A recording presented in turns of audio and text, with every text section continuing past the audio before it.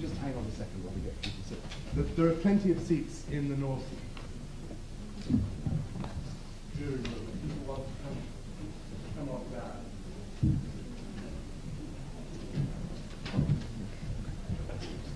Okay. Okay. So I hope you will not be disappointed. You will not hear a lot about architecture. What follows is simply a multitude of variations on a single motive. Home is evil. That is to say, evil is not primarily a property of persons, but evil has to be defined in topological terms. Evil is a certain place. Evil is home. That is the underlying thesis. So what do I understand by evil? Let me specify, develop this a little bit. Of course, what I have in mind is the modern notion of evil.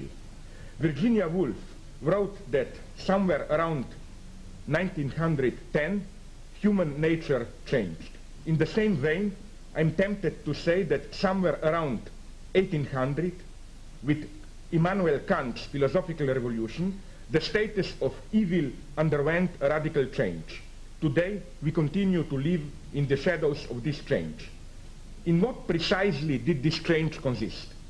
In two of his well-known stories, The Black Cat and The Imp of the Perverse, Edgar Allan Poe spoke of the so-called spirit of perverseness. A short quote now. Of this spirit, philosophy takes no account. Yet I am not more sure that my soul lives than I am that perverseness is one of the primitive impulses of the human heart. Who has not 100 times found himself committing a vile or a stupid action for no other reason than because he knows he should not? Have we not a perpetual inclination in the teeth of our best judgment to violate that which is law, merely because we understand it to be such? It is in fact a mobile without motive, a motive not motiviert, a German expression with Poe. Through its promptings we act without comprehensible object. Through its promptings we act for the reason that we should not. Now, it is deeply significant that these formulas of Edgar Allan Poe, a mobile without motive, a motive not motiviert, and so on, immediately recall Kant's determinations of the aesthetic experience, purposefulness without purpose, and so on.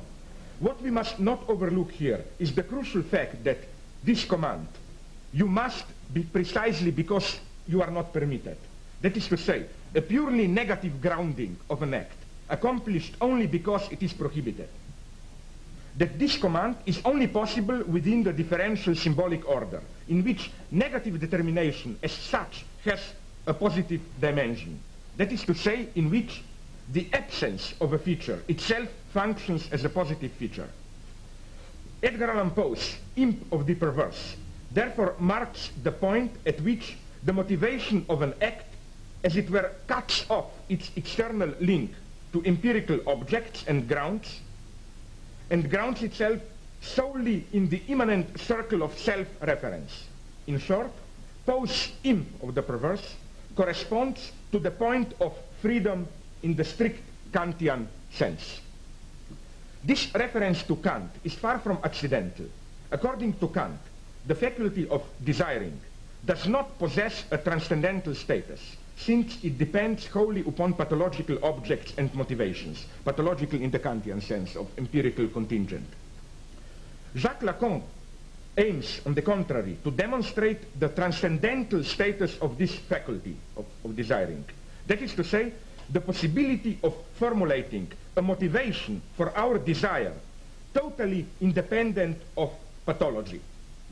Again, in the Kantian sense of empirical contingent motivations. Such a non-pathological object, cause of desire, is the Lacanian object mole, objectit a. So I think it's crucial to bear in mind this, let's say, transcendental background, that this is precisely an object which is not a contingent pathological object, but let's say a purely negative, a priori self-referential object. Edgar Allan Poe's Imp of the Perverse offers us an immediate example of such a pure transcendental a priori motivation. When I accomplish an act only because it is prohibited, as it were, to defy the prohibition. I remain within the universal symbolic domain, without reference to any empirical contingent object. That is to say, I accomplish what is strictly a non-pathological act. Here then, I think, Kant miscalculated his wager. By cleansing the domain of ethics of all pathological motivations, Kant, of course, wanted to extirpate the very possibility of doing evil in the guise of good. What he actually did was to open up a new domain of evil, far more uncanny than the usual pathological, empirically contingently conditioned evil. So my point is that what Edgar Allan Poe produces here is precisely in this paradoxical imp of the perverse, an act which is committed for the sole reason that it is prohibited, is a kind of a priori evil. In other words, an evil which perfectly fits the Kantian description of the good, of the notion of the good. So, again, we saw that this a priori cause of this ambiguous act, evil whose form is that of good, is object small a. So, again, next I will try to answer, to clarify at least, this enigma. What is this famous objective A, object small a? Well, let me take another the first example from popular culture.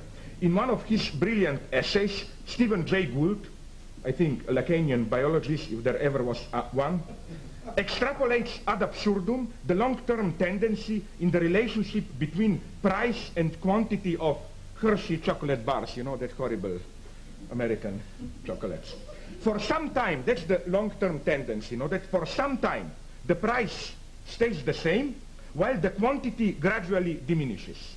Then all of a sudden, the price goes up and with it the quantity. Yet the new quantity is still less than what we had gained with the previous rise. No? So that's the tendency. Price stays the same, you get less. Then price goes up, quantity also goes up, but not the same as before. So with price going up, the tendency of quantity goes like this.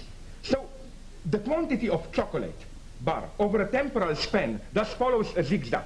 It gradually declines, then it suddenly jumps up, then again it gradually declines, and so on, with the long-term tendency, of course, towards decline. Now, here is Stephen Jay Gould's Lacanian move. By extrapolating this tendency to the extreme, we can calculate not only the exact moment when the quantity will reach zero, that is to say, when we will get a nicely wrapped void, but also exactly how much this void will cost. And this, I think, this void, this nothingness, which nonetheless is nicely packed and has a definite price, this is, I think, the perfect metaphor for Lacanian object, small a, cause of desire. This non-pathological, non-empirical object, a void, but still it is kind of teleologically defined cause of desire.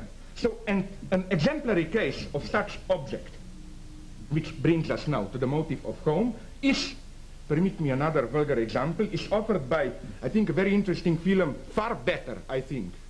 This may sound obscene to you, but I think, and I mean it seriously, I'm not kidding, far superior to Schindler's List is Spielberg's Jurassic Park.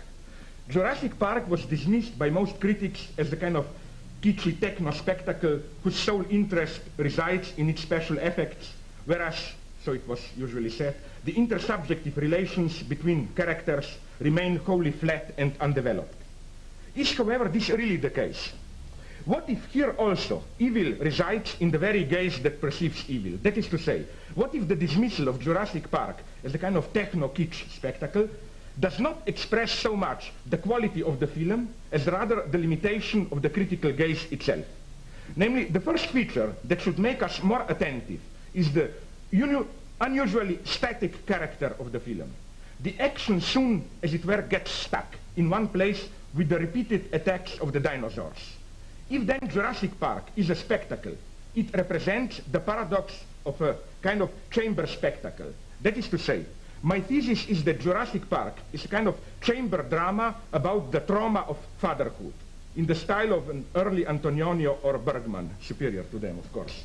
This dimension becomes visible the moment we direct our attention to the Hitchcockian object in the film, namely the tiny bone, a claw, I think, of a dinosaur used by character played by Sam Neill in the very first scene of the film to strengthen his verbal bashing against of a kid who annoys him with questions. Now this claw, this bone, in its role of a Hitchcockian object, and by the way, you can buy it for £1 or 2, a replica of it in Natural History Museum. You can buy the object Smollett if you want. This bone condenses Neil's parenthood trauma, his refusal to assume the parental function. And what are the attacking dinosaurs, if not this same object, overblown into a resuscitated monster that materializes the parental superego? That is to say, father's destructive fury directed at his offspring, homologous to Hitchcock's Birds, in which the birds materialize the maternal superego. For that reason, the other key scene of the film occurs when, after the fight with the evil, meat-eating, carnivorous dinosaurs, Neil and the two children take refuge in a huge tree. Up there, in the safe haven of the branches, Neil becomes reconciled with them and accepts his paternal function, his symbolic role of a father. The conversion signaled by the fact that once the three of them fall asleep, the tiny bone, the claw, the evil object, falls from his pocket to the ground and is lost to their view. No wonder then that the next morning the atmosphere miraculously changes into one of a blissful peace. The dinosaurs that now approach the tree in the morning are good, herbivorous, since the paternal fury has passed away. As to its symbolic intersubjective economy, the film, I think, is now over. All that follows is an inconsistent mixture of fragments from different genres that lacks any coherent, let us say, libidinal impact. It is not difficult, I think, to establish the link with Spielberg's other films.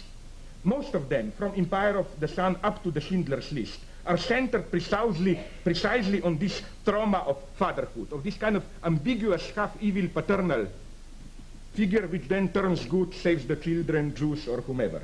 E.T., for example. What is E.T. itself, the small creep, if not a kind of vanishing mediator that enables the fatherless family to reconstitute itself into a complete family? Because what we must bear in mind is that E.T. shows up at the beginning of the film in a family deserted by the father who eloped to Mexico with another woman.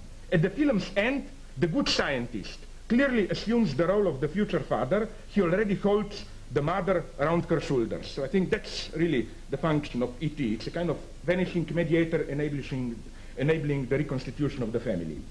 So my result thus far is that the dinosaurs in Jurassic Park are the backside, the inherent obverse of home, of the family heaven.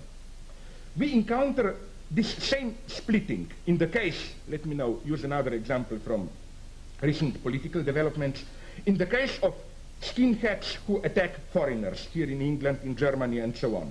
It is becoming fashionable today to interview skinheads at home, demonstrating how, in their home environs, they are normal people like us, caring members of the family, tender husbands or sons, and so on. That's the idea. If they can be so good at home, are they really evil then? But I think my point is here that precisely we have to endure this contradiction. A person can brutally beat immigrants, yet in his home circle, he can be the loving husband, taking care of his old mother-in-law or whatever. We are dealing here with an exemplary case of Hegelian coincidence of the opposites. A brutal skinhead is not the external opposition to or the other of the sentimental family man, but, to use this Hegelian phrasing, this very sentimental family man in his otherness. That is to say, he presents the brutal reaction of this same man when his safe family heaven is threatened.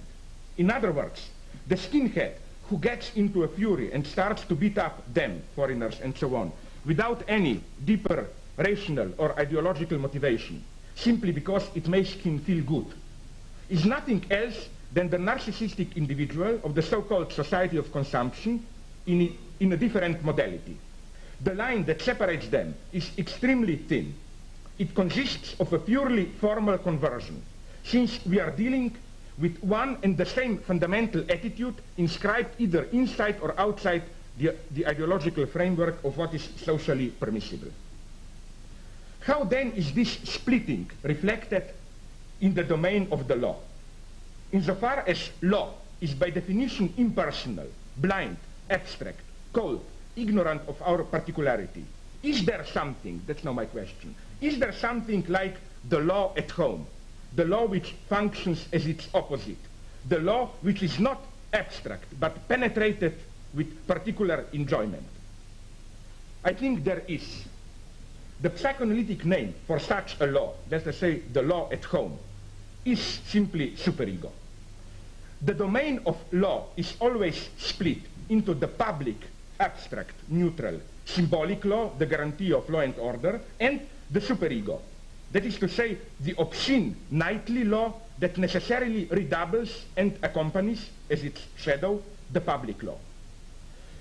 Permit me to take another example from popular culture, because I think that this constitutive, inherent splitting in the domain of the law is the subject of a recent film, Rob Reiner's A Few Good Men, a court-martial drama about two Marines accused of murdering one of their fellow soldiers.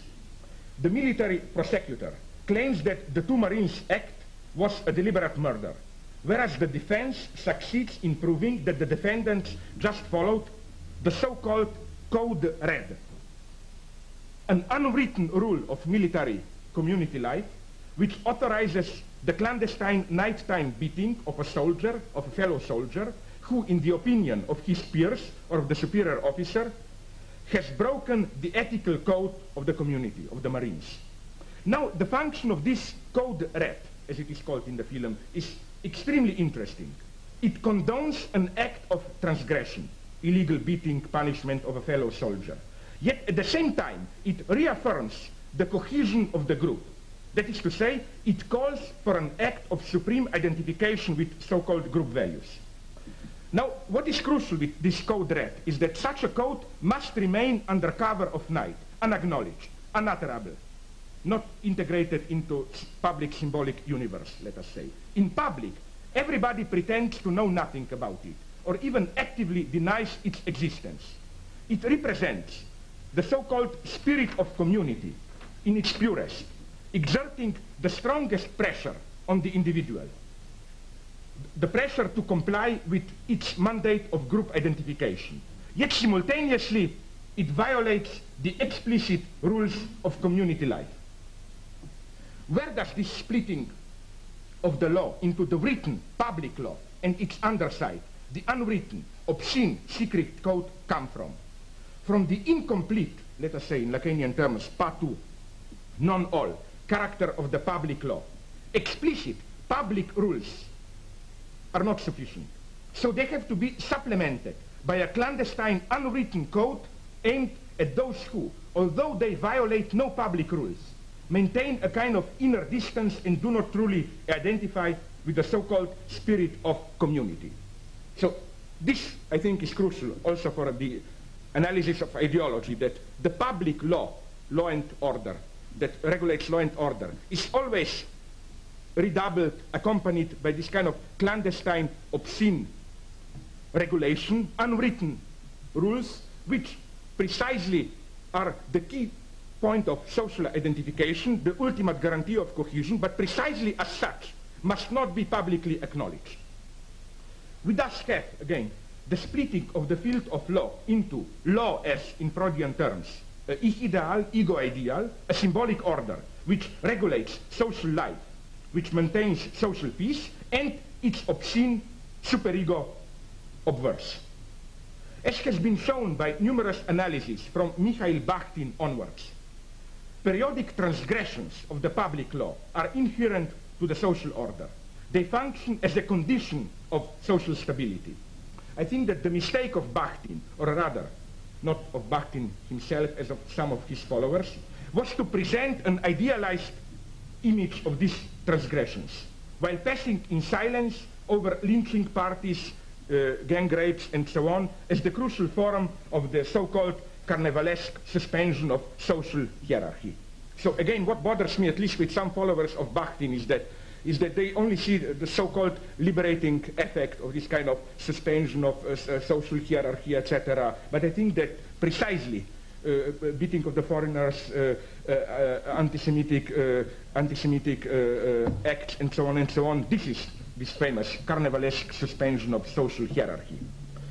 Namely, here is my thesis. What most deeply holds together a community is not so much identification with the public law, with the law that regulates the community's normal everyday circuit, but rather identification with a specific form of transgression of the law's suspension, in psychoanalytic terms, with a specific form of jouissance, enjoyment. Let us recall a somewhat mythical example, a small town-wide community in the American South of the 1920s, where the reign of the official public law was accompanied by its shadowy double, the nightly terror of Ku Klux Klan, with its lynchings of powerless blacks and so on. My point is the following one. A white man was easily forgiven minor infractions of the law, especially when they can be justified by a so-called code of honor. The community still recognized him as one of us. Yet, he will be effectively excommunicated, no longer perceived as one of us, the moment he disowns the specific form of transgression that pertains to the community. Say the moment he refuses to participate in the ritual lynchings by Ku Klux Klan, or even reports them to the law, and so on. And it can be shown that also the Nazi community relied on the same solidarity in guilt adduced by the participation in a common transgression, and so on and so on.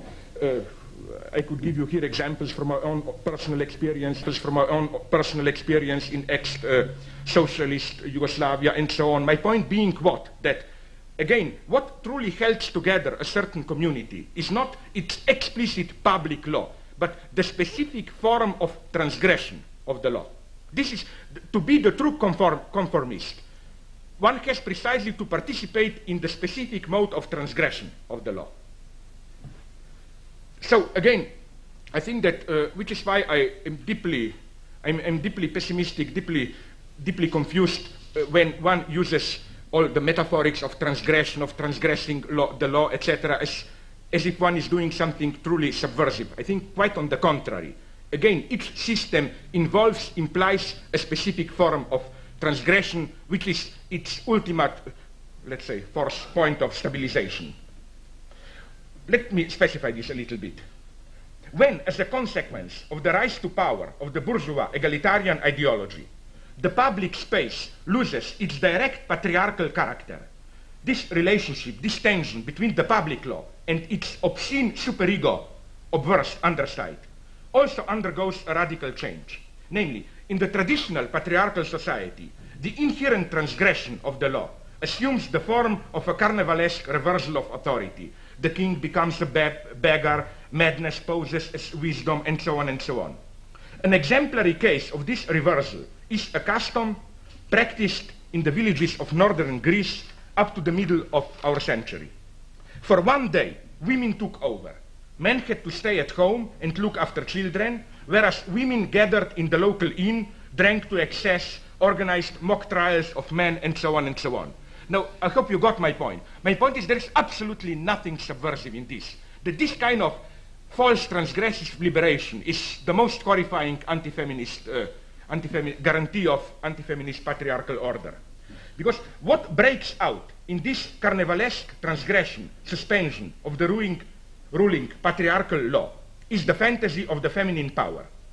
Now, when Lacan draws attention to the fact that in everyday French, one of the designations for the wife is la bourgeoise, that is to say, the one who, beneath the semblance of male domination, actually pulls the strings, this can in no way be reduced to a version of the standard male chauvinist wisecracking on how, after all, patriarchal domination is not so bad for women, since at least in the close circle of home, they run the show, and so on. The problem, I think, runs deeper. One of the consequences of the fact that master, according to Lacan, master is always an imposter, is the duplication of the master. The agency of the master is always perceived as a semblance concealing another true master. Let us recall a nice anecdote from Adorno's Minima Moralia about a wife who apparently subordinates to her husband and, when they are about to leave a party, obediently holds his coat. Yet, while doing this, behind his back, holding his coat, she exchanges ironic, patronizing glances with the fellow guests, glances that deliver the message, poor weakling, let him think he is the master. Now, this opposition of male and female power is thus immediately naively perceived as the opposition of semblance and actual power. Man is an impostor, condemned to performing empty, symbolic, ritualistic gestures, whereas the actual responsibility falls to women. However, the point not to be missed here is that this specter of women's power structurally depends on male domination. It remains its shadowy double, its retroactive effect, and as such, its inherent moment. For that reason, the idea to bring the shadowy woman's power to light, to acknowledge publicly its central position, is the most effective, the most refined way to succumb to the patriarchal trap. So again, I think that with women it's the same as with the myth of Orientalism. I think that the most cunning and in the same time violent form of racism is not direct denigration of the others, but precisely this kind of praising of infinite wisdom of Orientals, not accessible to ourselves, corrupted Westerners, etc. It's the same with women. I think there's a kind of false elevation of women, which is the most cunning way of guaranteeing so-called patriarchal domination. Now, once the public law, with bourgeois revolution, casts off its direct patriarchal dress and presents itself as neutral, egalitarian, the character of its obscene double also undergoes a radical shift. What now erupts in the so-called carnivalesque suspension of the egalitarian public law is precisely the authoritarian patriarchal logic that continues to determine our attitudes, although its direct public expression is no longer permitted. Carnival thus becomes the outlet for the repressed social jouissance, enjoyment, Jew-baiting riots, gang rapes, and so on and so on. This difference between law and superego also coincides with that between writing and voice. Public law is essentially written. Precisely and only because it is written, our ignorance of law, this is the basic a priori rule of norm, legal norm. Our ignorance of law cannot serve as an excuse. It does not exculpate us in the eyes of the law. We can never say, I didn't know this is the law. I didn't simply know that I'm breaking any rules. Why? Precisely because it is written, the public law. In contrast to it, the status of the superego is that of a traumatic voice. It's not written, it's a voice. An intruder persecuting us, disturbing our psychic balance. What I found interesting here is that the standard Derridean relationship of voice and writing is here inversed. It is the voice that supplements the writing. It is the voice that functions as a non-transparent stain that truncates the field of law while being necessary for its completion. So it's the voice which is the supplement here. This voice is exhibited, for example, by the custom, at least the rumor abounds, that there is a very interesting custom of the power elite in the United States. The rumor goes as follows.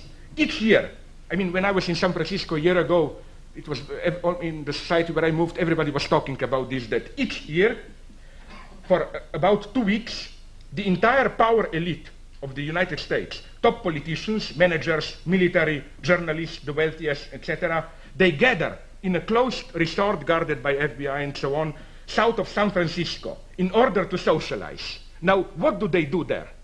Even if it's not true, it's nice fantasy.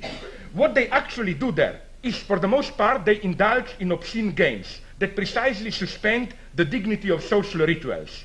Hard drinking, dancing, singing vulgar songs in women's clothes, telling dirty stories, etc. So that was persistent fantasy. For once a year they meet, all of them, from Reagan to Clinton, they dress as women, exchange obscene gesture, they dance, etc. I found this politically correct, very theoretically correct, if not politically correct fantasy, of how power really works. Because, okay, this will be my central thesis also at the end, that, for example, that this apparently liberating gesture, when an authority figure, after delivering his official bombastic speech, makes a wink at you and tells, okay, listen, don't take too seriously, I'm really human as you. That's the true point of repression of authority.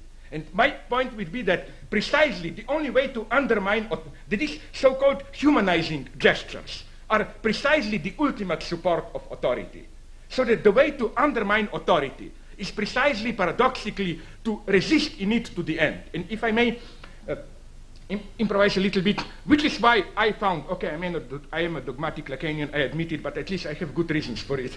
One of this is that, for example, I met Lacan a couple of times. Okay, he was already beyond consciousness, so he didn't know who I am. But the point is that, as everybody knows, and I learned it, Lacan was always, he assumed a certain public role, eccentric behavior. It was impossible to speak with him normally. This kind of specifically French mixture of almost excessive charm and sudden cruelty, impossible demands, etc. You feel overwhelmed by his kindness, at the same time attacked and guilty all the time. So the idea and the myth among Lacanians was, okay, this is his public persona, mask, but how is he as a real man? Then the desire was to discover that little bit of human warmth, that behind this mask there must be, with his family, etc., a normal person who is kind of, puts off the mask and behaves normally. Now, the point is that with all the people that I've spoken, and I've spoken with lots who knew him in private, I got from all of them the same answer. In private, he was exactly the same. Never a moment arrived when you can get him, like he's human. No, he was not human as us. And this is, I think, the true ethical position. But okay, let's go on. So we could also say that let's return to this nightly, so precisely Lacan, that's my point, was never at home, to put it this way. Okay, let's go on.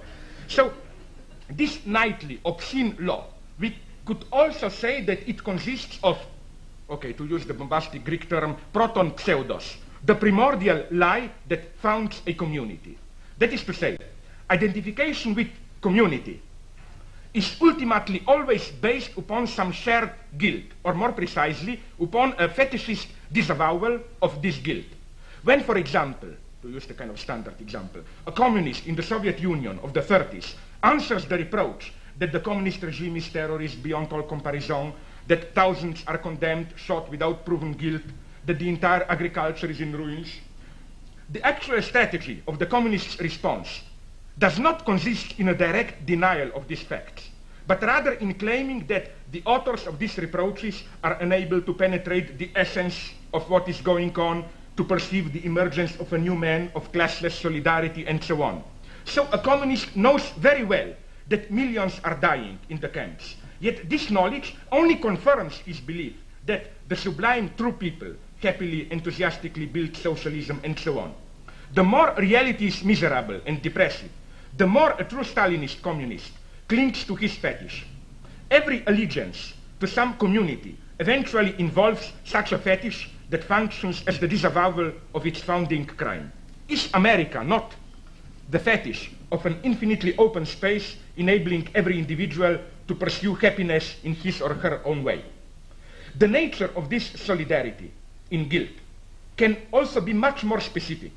When, for example, the leader is caught, as you put it, with his pants down, the solidarity of the group is strengthened by the subject's common disavowal of the misfortune that laid open the leader's failure or impotence.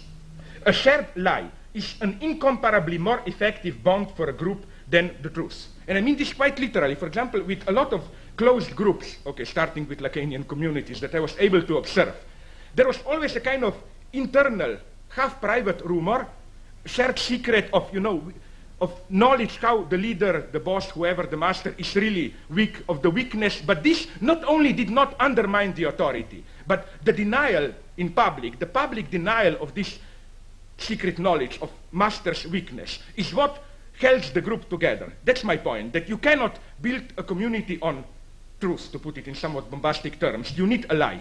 You need a lie. The only thing that holds together a political community is a lie. Some lie, which then functions as a kind of public secret, and so on. Now, this tension between public law and its obscene superego obverse enables us also to approach, in a new way, the classical, overused Louis Althusser's notion of ideological interpellation. Althusserian theory of ideological state apparatuses and interpellation, I think, is more complex than it may appear. For example, when Althusser repeats again and again after Blaise Pascal, act as if you believe, pray, kneel down, and you shall believe, faith will arrive by itself, he delineates an intricate reflective mechanism of what can be called retroactive autopoietic foundation. Namely, what is the mechanism here? It's not simply that, it's not what Althusser aims at with this notion, I think. It's not simply a kind of reductionist assertion that inner belief depends on external behavior. I think Althusser's reasoning is more refined here. The implicit logic of his argument is, kneel down and you shall believe. What? Kneel down and you shall believe that you knelt down because of your belief. That your following the ritual is an expression of your inner belief. In short, the external ritual performatively generates its own ideological foundation. So it's kind of more complicated self-referential logic. But things are even more interesting, I think, in the case of interpellation. My thesis here is that Althusser's example, what he calls little theoretical theater, contains more than his own theorization gets out of it. As you probably know, it's a standard piece of reading in theory of ideology. Althusser evokes an individual who, while carelessly walking down the street, is suddenly addressed by a policeman. Hey, you there. By answering the call, that is to say, by stopping and turning around towards the policeman, the individual recognizes and, at the same time, constitutes himself as the subject of power, of the big other, in the Althusserian sense, the big other as the big other of power, the ideological big other, the author of interpellation, the one who addresses you. Permit me, not too long, a brief quote from Althusser.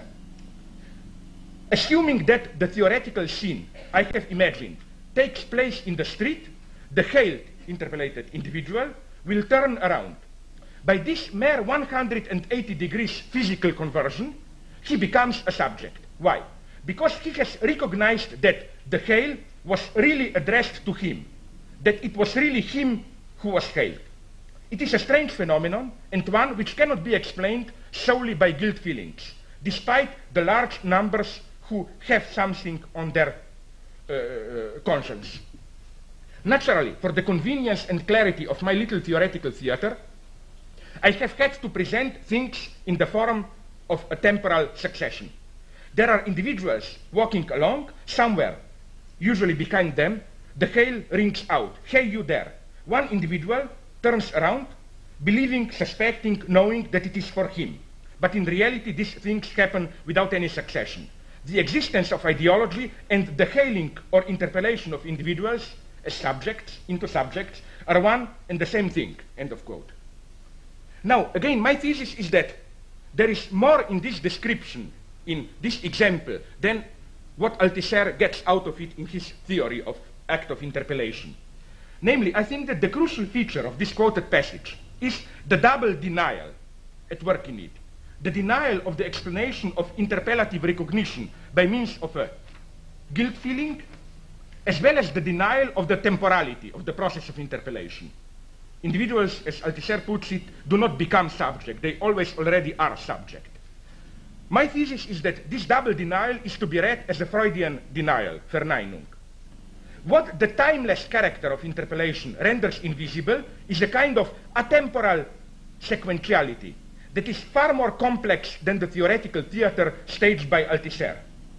This repressed sequence concerns precisely a guilt feeling, but, and we are back at Kant now, a guilt feeling of a purely formal, non-pathological, in the Kantian sense again, non-pathological nature, a guilt that, for that very reason, weighs most heavily upon those individuals who have nothing on their conscience.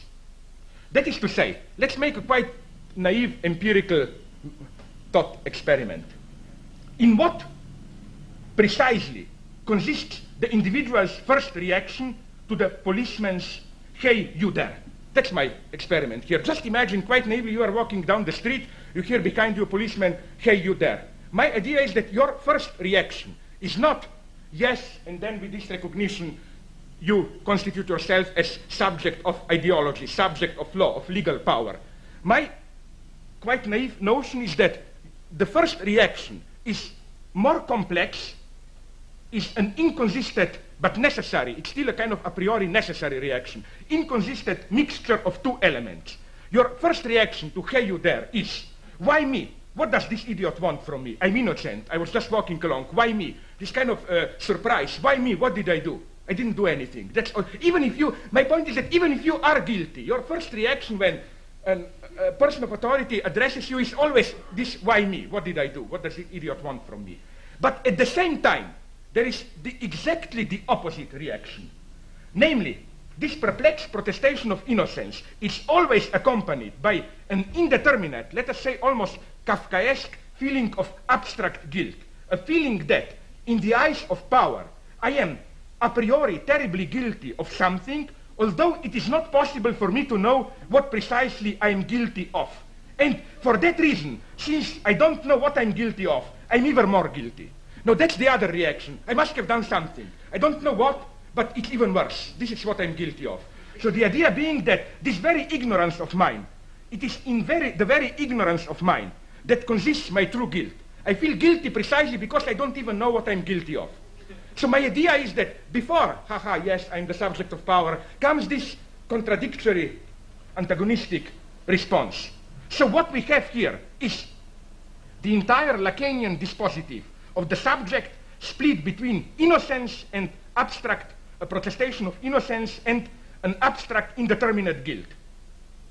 When he is confronted with a kind of non-transparent call emanating from the other. This call, hey you there, a call where it is not clear to the subject what the other actually wants from him. So the subject reaction is precisely that Lacan's que voi, what do you want? What do you want from me?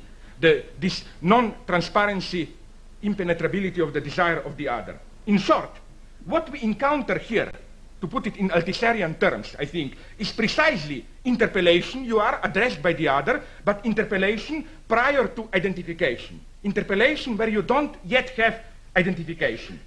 So prior to the recognition in the call of the other, by means of which I constitute myself as always already subject, I'm obliged to acknowledge this timeless instant of a deadlock in which innocence coincides with indeterminate guilt.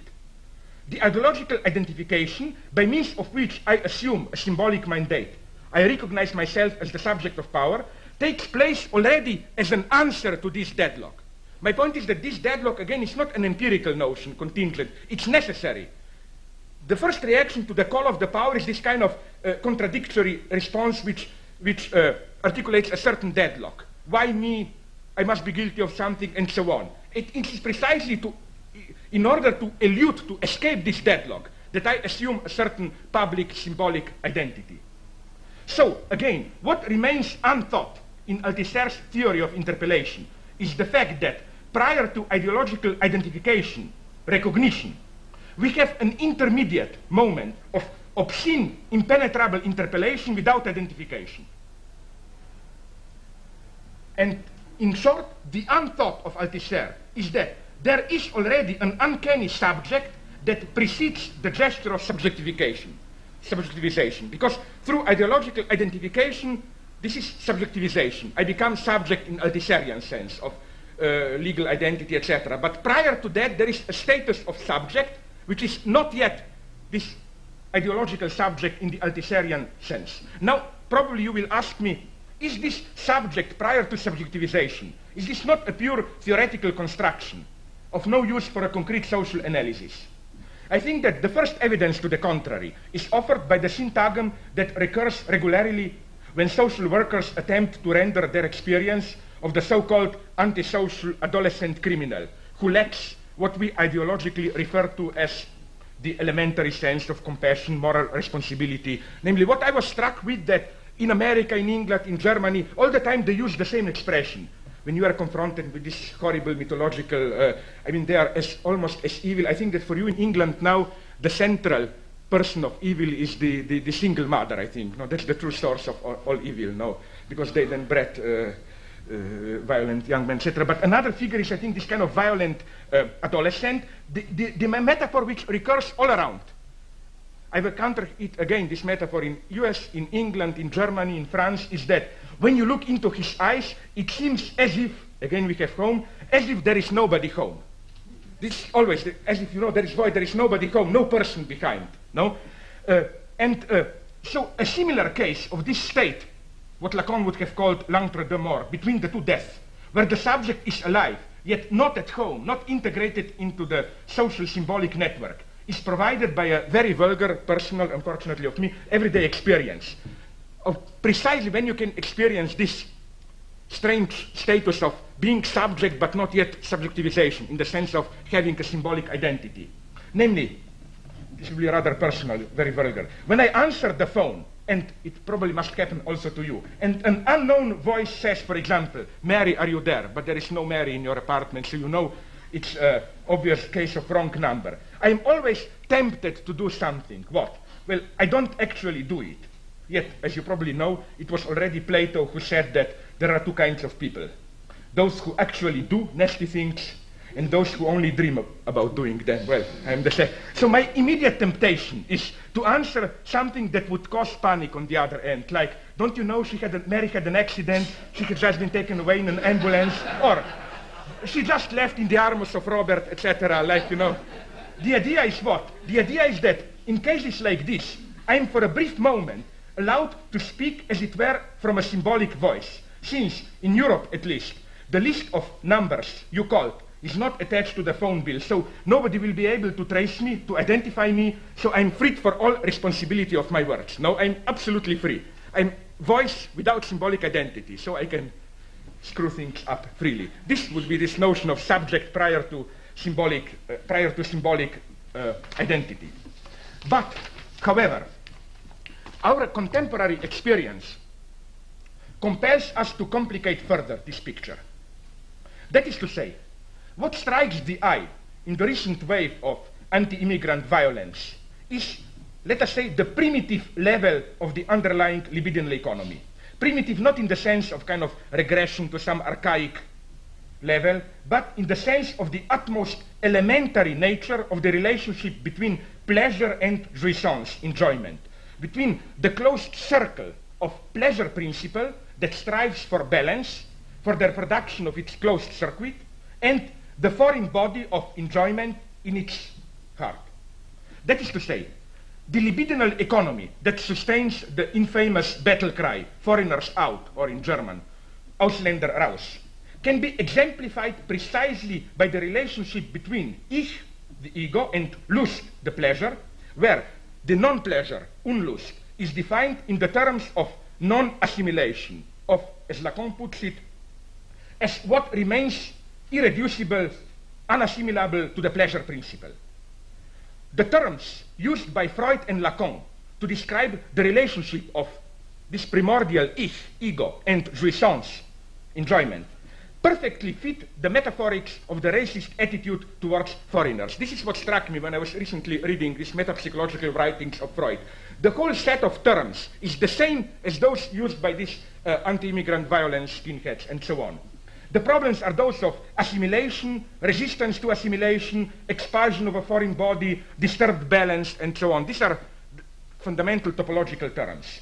So, in order to locate this type of evil with regard to the usual types of evil, one is tempted to use as the principle of classification the Freudian triad of ego, superego, and id. That's my very simple basic thesis.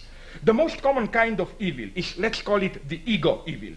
The behavior, we do evil things, why? Because simply we are led by selfish calculation, greed, by the disregard for universal ethical principles. That's the ego evil. If we define ego, of course, in the naive pre-Lacanian, even pre-Freudian sense of the agency of rational utilitarian behavior and so on. Then this is the ego evil. So simple selfish calculation, greed, pleasure, seek, etc. Then we have the evil attributed to the so-called, wrongly so-called, fundamentalist fanatics. Here we have what we might call superego evil. Evil accomplished in the name of fanatical devotion to some ideological cause and so on. But in the skinhead beating of are foreigners. One can discern neither a clear selfish calculation nor a clear ideological identification. All the talk about foreigners stealing work from us, about the threat they represent to our Western values, should not deceive us. Under a closer examination, it soon becomes clear that this talk provides rather superficial secondary rationalization. The answer we ultimately obtain from a skinhead is that it makes him feel good to beat the foreigners, that their presence disturbs him, etc. So what we encounter here is the, let us say, id evil. The evil structured, motivated by the most elementary imbalance in the relationship between ego and jouissance, enjoyment, by the tension between the pleasure principle, and the foreign body of enjoyment in the very heart of it. The id evil thus stages the most elementary short circuit in the relationship of the subject to the primordially missing object cause of his desire. What bothers us in the other, Jew, Japanese, Pakistani, African, Turk, whatever, is that he appears to entertain a privileged relationship to the object that materializes enjoyment. The other either possesses the object treasure, having snatched it away from us, or he poses a threat to our possession of the object. Now, how are we to combat effectively this id evil, which, on account of its elementary nature, remains impervious to any rational or even purely rhetorical argumentation? That is to say, racism is always grounded in a particular fantasy of Cosa Nostra, of our ethnic thing, menaced by them, and so on, which this particular fantasy, by definition, resists universalization. The translation of the racist fantasy into the universal medium of symbolic intersubjectivity in no way weakens the hold of the racist fantasy upon us. This insensitivity of the racist fantasy to rational symbolic argumentation means that, to use Wittgensteinian opposition, that fantasy can only be shown, not spoken out. So what can we do here? My point, of course, is not that we can do nothing, because I think that precisely the whole wager of psychoanalysis is that the real of enjoyment of jouissance can be changed, with the means of symbolic order, of signifier, we can intervene into the real of jouissance. But how?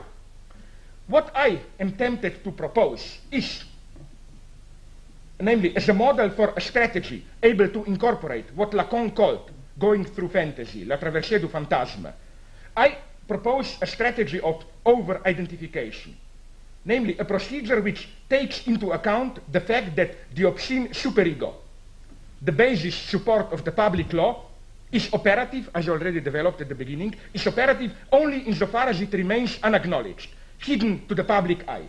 That is to say, what if, when we are opposed to this kind of racist violence, whatever, what if, instead of critical dissection, irony, and so on, which always reveal their impotence before the face of racism's phantasmatic kernel, what if we proceed a contrario and publicly identify with the obscene superego? Now, this is again not an abstract intellectual construction.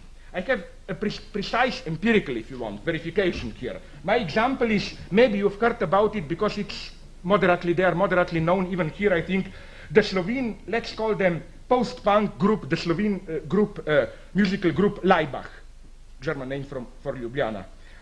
They staged, in the last years of socialism in Slovenia, they staged an aggressive, inconsistent mixture of Stalinism, Nazism, Blut und Boden, that is to say, earth and blood ideology, and so on. Now, the first reaction of the enlightened leftist critics was to conceive of Laibach as an ironic imitation of totalitarian rituals and so on. However, their support of the enlightened leftist intellectuals of Laibach was always accompanied by an uneasy feeling. What if they really mean it? What if they truly identify with the totalitarian ritual? That's very nice, how this ambiguous effect of Laibach. No, everybody supported them, but it was always with this limit of minimum of anxiety. What if somebody takes them seriously? What did they really mean it? Are they really just mocking, imitating it, or do they really mean it? A more cunning version of this anxiety, of this distance, of this uneasiness, was transferring one's own doubt onto the other. This version went like this. What if Leibach overestimates their public? What if the public takes seriously what Leibach mockingly imitates, so that Leibach actually strengthens what it purports to undermine? Now, this uneasy feeling, I think, is fed on the assumption that ironic distance is automatically something subversive.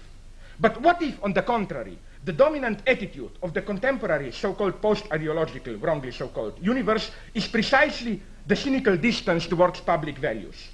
What if this distance, far from posing any threat to the system, designates the supreme form of conformism, since the normal functioning of the system requires cynical distance? Because that's my basic thesis, that it's not only that today, as it's usually said, that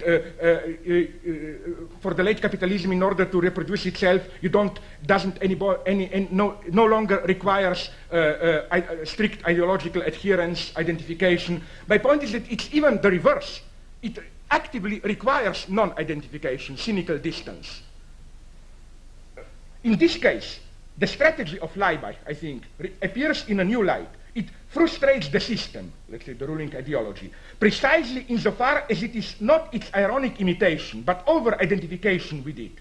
By bringing to light the obscene superego underside of the system, over-identification suspends its efficiency.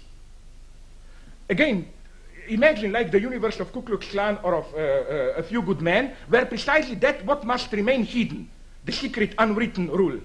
If that is brought to the light of the day, if you over-identify with it, if you bring to the light of, if you publicly identify with what must remain in order to be operative, kind of generally known but still non-acknowledged public secret, this way I think you suspend its efficiency. Now, in order to clarify this procedure, let us recall a somehow homologous phenomenon in the sphere of individual experience.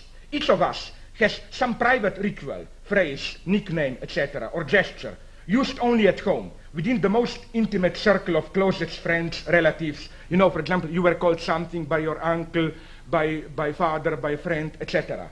When these rituals are rendered public, for example, when you meet, I don't know, an old friend from youth in another society, and this friend uses that special nickname, I mean, is there anything more embarrassing than that? I mean, and my idea is that what Leibach, this group, did was to do precisely this. By disclosing this unwritten secret, it ruined its efficiency.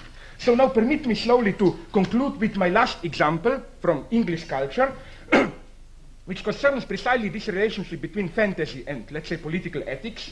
A very interesting, although ambiguous book, Aldous Huxley's The Grey Eminence, as you probably know, the biography of Père Joseph, Father Joseph, who was the political advisor of Cardinal Richelieu. Why is this book interesting, I think? If, in a fictional reconstruction of the modern European history, one wishes to isolate the episode that derailed the normal course of events and introduced the imbalance whose final consequence was the two world wars in our century, the main candidate for this role undoubtedly is the parceling of the German Reich in the 30 Years' War in the first half of the 17th century. On account of this parceling, the assertion of Germany as a nation state was retarded. So again, I hope you got my point. If mythically, this is purely mythical mental experiment, if we look for the moment where did it went wrong, why the two world wars, etc., it's that. No, 30 years war, 30 years war and this retard of Germany and so on.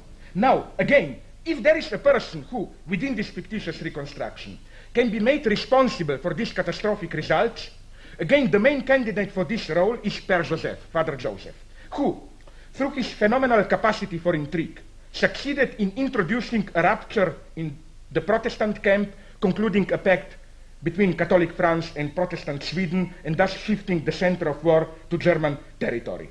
So again, if you are looking for a person saying he is guilty of all of it, Hitler, whatever, it's Père Joseph, the ultimate embodiment of the plotting Machiavellian politician, ready to sacrifice thousands of lives, resort to spying, lies, murder, extortion, etc. But, and this was the feature that fascinated Huxley, but there is another side to this same Father Joseph.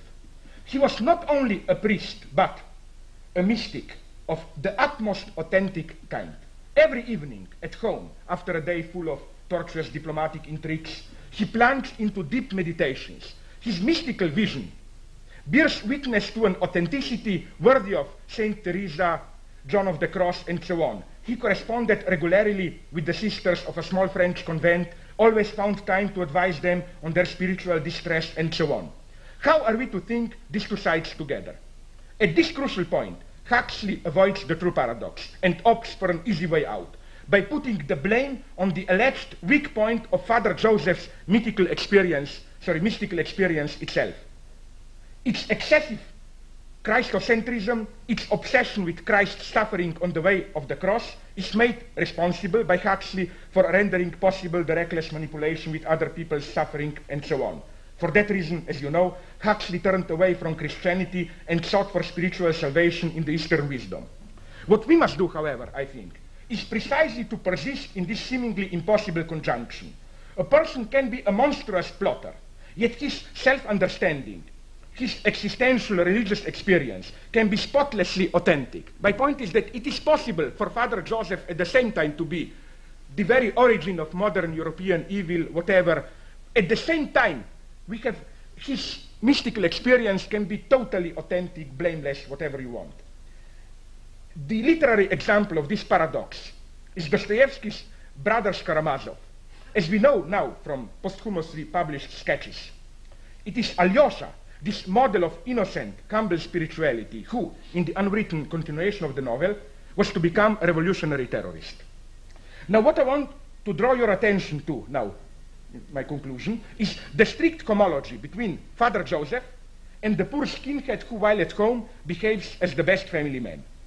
It is not difficult to discern how these two examples differ from other previously mentioned examples of the constitutive splitting of ideology into public law and the obscene hidden underside, Code Red, Ku Klux Klan, and so on. The example of the skinhead almost symmetrically inverts the previous examples of Code Red from A Few Good Men, of Ku Klux Klan, and so on. In it, Code Red, Ku Klux Klan, the surface, in the case of the skinhead, the surface itself gets besmirched. The skinhead performs in full public view what the two soldiers in A Few Good Men or members of Ku Klux Klan do under the cover of night, whereas the honest human side recedes into the privacy of home. Notwithstanding the cruelty of his public deeds, the skinhead is privately a warm person like ourselves who loves his mother and so on. So instead of the public law and order front with an obscene backside, as it was in the case of Ku Klux Klan, Code Red, and so on, we obtain a horrifying front concealing a tender, honest human backside. Something similar was at work in the Stalinist writings of Lenin.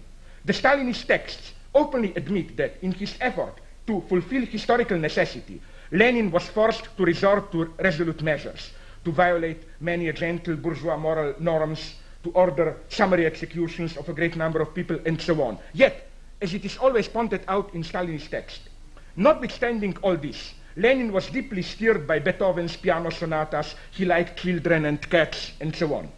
So that's my point, that either way, either we have the Ku Klux Klan version, public law and order, and then the unwritten obscene underside, or let us say naively, let's call it naively, the totalitarian version, public horror, but behind it, this kind of homely, warm human backside. So, to conclude, my final point is simply that a skinhead does not beat up foreigners in spite of being a model family man at home, but for that very reason. Thank you very much.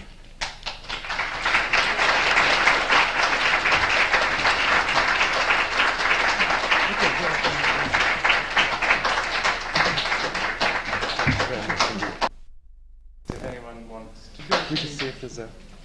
There could be a few minutes if anyone wants to ask a question. But obviously, some of the issues might return this afternoon.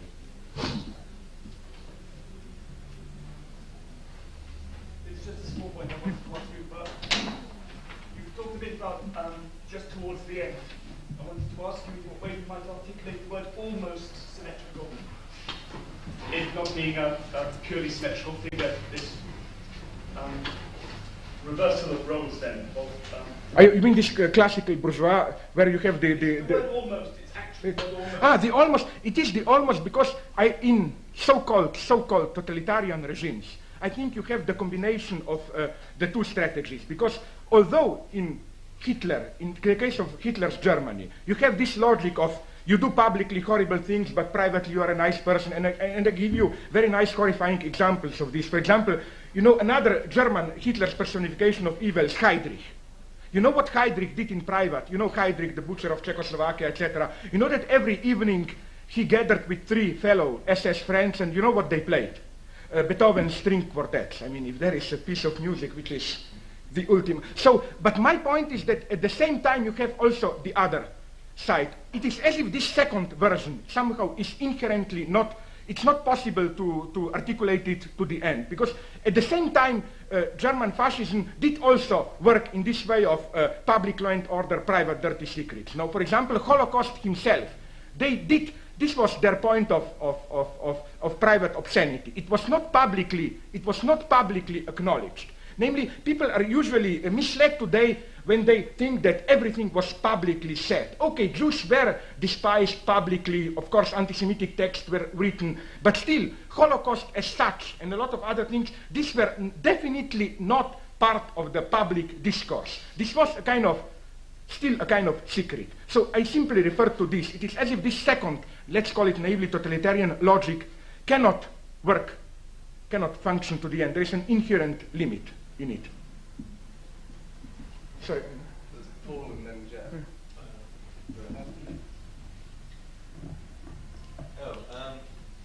I mostly just want some clarification. At the end, and I was interested because the person who asked the first question held you accountable to the precise use of language, which maybe I shouldn't do. But you said you were tempted to propose the following solution. You actually weren't willing to propose it.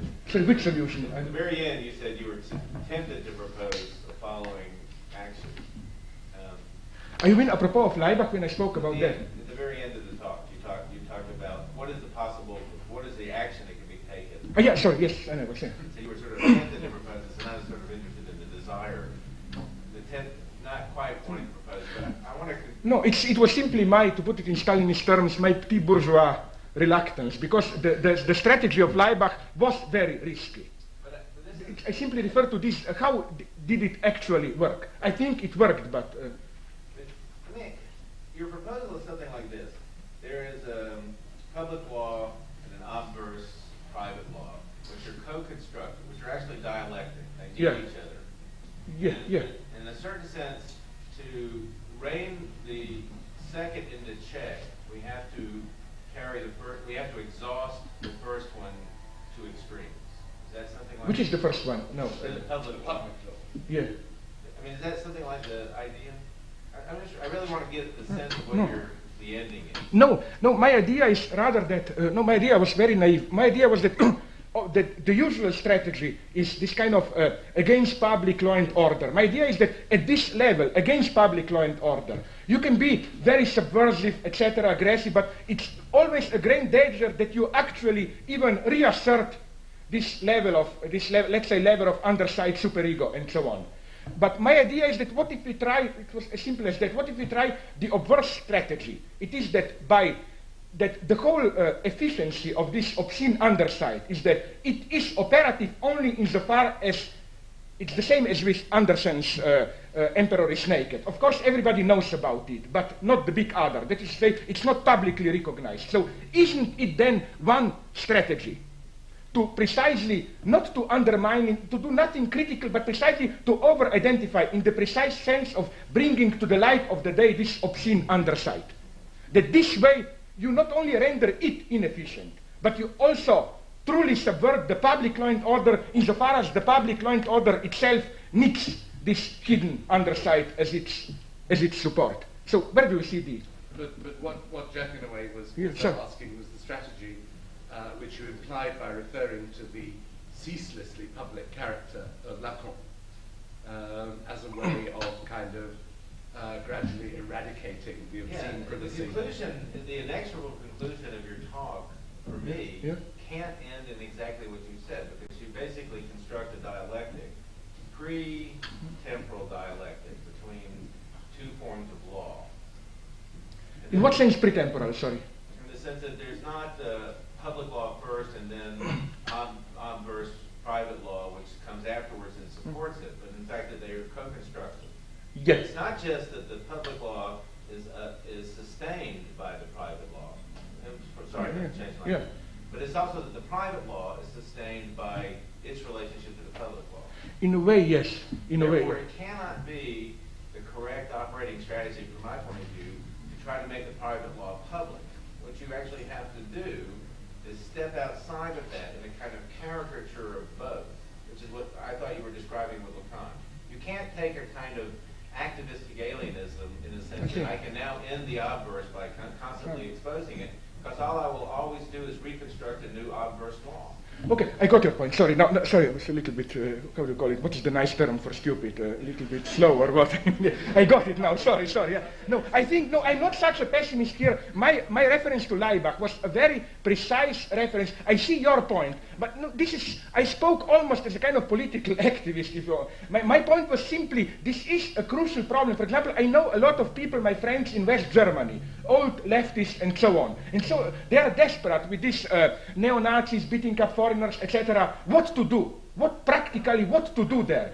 And a lot of them now advocate, this is very ironic, how now in West Germany and even in some ex-socialist East European countries, it's interesting how the roles are almost reversed now. You can, right-wingers are for more populist public civil society authenticity, where leftists are for alienated state, law and order, and so on, because they see in this the only way to counteract it. But I think that I see at least three strategies. I'm definitely not saying that Laibach is the universal answer to this kind of speech. I'm only saying that in the specific situation, this kind of over-identification at least renders it inoperative. Lacan's strategy, the example, of Lacan, the strategy implied in it is again a different one. There is even a third strategy, and here, this is the central part of my argument. It is that, namely, this opposition between, let us say, public law and order and this private superego is, to put it in political or technical terms, the opposition between ego ideal as symbolic law and superego. And I think that the whole point of Lacanian ethics is that, and here I could have, but I will not now not spare too much of your time, develop this opposition, that this opposition, according to Lacan, is not an opposition that covers all of the field of ethics. So for Lacan, to put it very simply, the logic of this public law and order is the logic of the public good, of the supreme good, of the social good, of the good of all, of social life. But for Lacan, precisely when we evoke the public good, which is always, on which is always based the ego ideal, the moment we do this, we already, to refer to Lacan, céder sur son désir, we already compromise our desire. And as we know, for Lacan, the ethics, the fundamental ethical rule of psychoanalysis precisely do not give way, do not compromise your desire, do not give way as to your desire. So for Lacan, the movement is such that this public law and order ethics, the ethics of the ego ideal, the ethics of the public common good, is precisely a betrayal, let us say, of the true ethical stance. And superego is the price we pay for it. And this is how it can be very nicely explained, the fundamental paradox of superego, which is what, as you probably know, it's this kind of closed circle. Superego orders, commands you something, but the more you follow the command of the superego injunction, the more you are guilty. Precisely because you are guilty. Superego is the price we pay for compromising our desire, and I think this is the whole point of Lacan's reading of Antigone. That Antigone, in her act, is neither the figure of public law and order, nor the figure of superego, as the true ethical choice. So there is definitely a third position, and by the way, this is, I think, one nice way to save Freud, which is why, when Freud says, namely, I'm referring to Freud's infamous statement that, women has a weaker superego, precisely because they are more ethical, because for Lacan, precisely, superego, far from being an ethical category, superego is precisely an obscene category which, the very existence of superego means that you betrayed your desire. So again, far from being a kind of anti-feminist statement, this statement that women has a weaker superego, it's if something points precisely towards the fact that they are less prone to compromise their desire and so on and so on. Okay, I didn't answer your question, but to use the old... No, again, to repeat my old joke immediately, you know how you can immediately recognize a Marxist book from the 70s, you know, from the 70s. It was always, the title was never, let's say, theory of ideology, but notes towards a future possible theory of ideology, you know, like the object A. We are not... So I hope I gave you notes for a future possible answer to your question. Okay, sorry. You're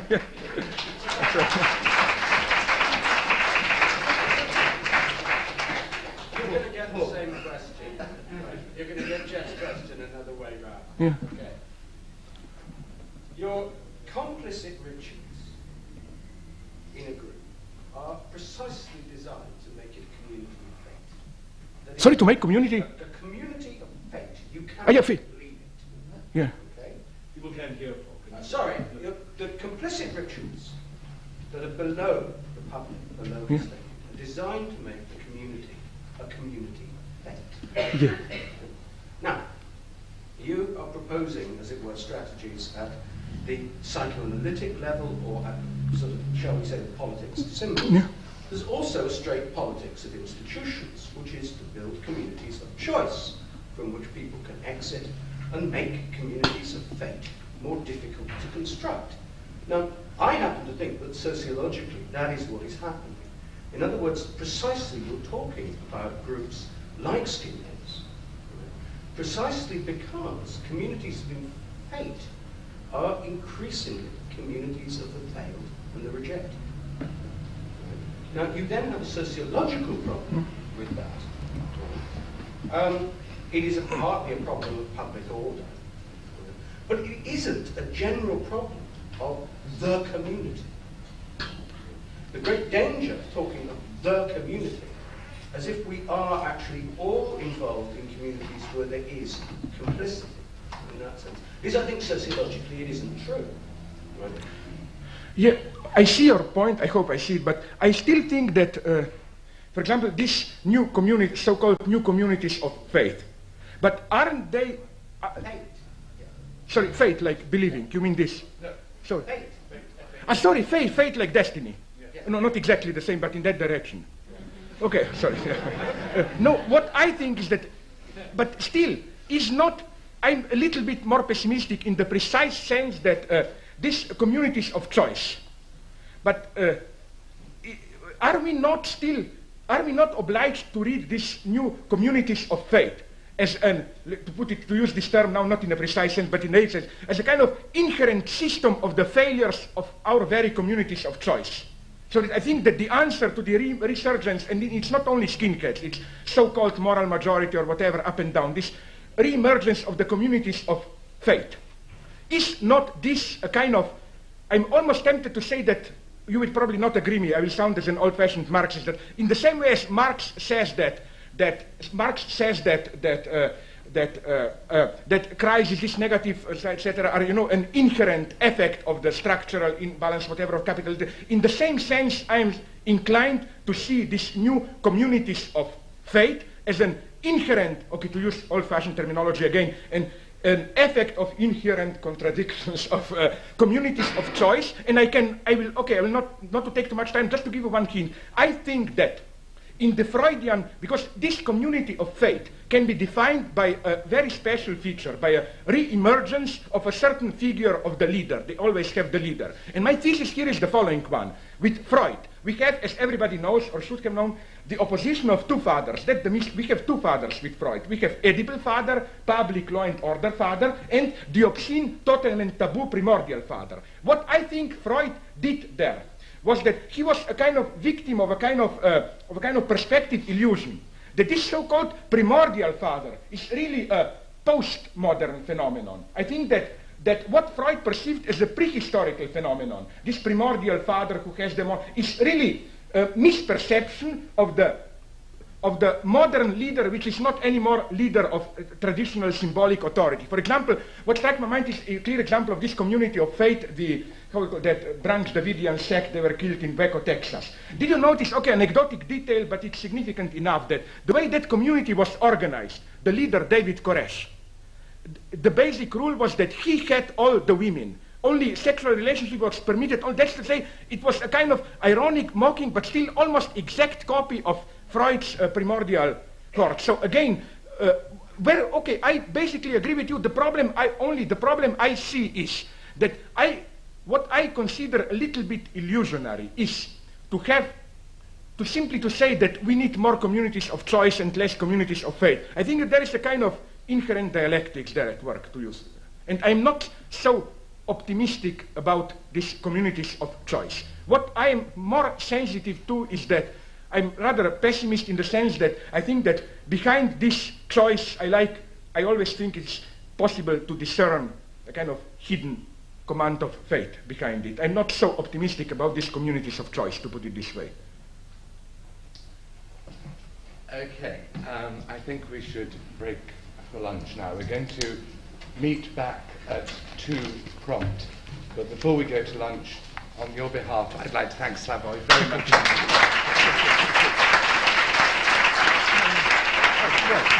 Don't applaud so much. I feel like in the old times being at the Communist Party Congress. So